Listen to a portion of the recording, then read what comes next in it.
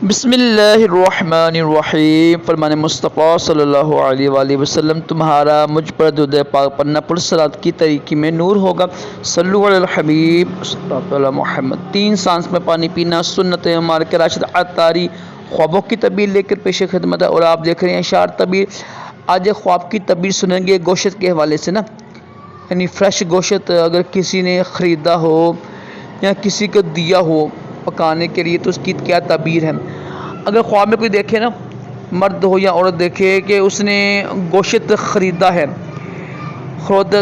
गोश्त ख़रीद कर पकाया हो या किसी को दिया हो पकाने के लिए, तो ये रिज़्क़ में बरकत और माली हालात बेहतर होने की ताबीर बनती है। अल्लाह पाक हम सबको अच्छे अच्छे ख्वाब दिखाए और बुरे ख्वाबों से महफूज रखे और अपने प्यारे महबूब सल्लल्लाहु अलैहि वसल्लम की ख्वाब में ज़ियारत नसीब करे।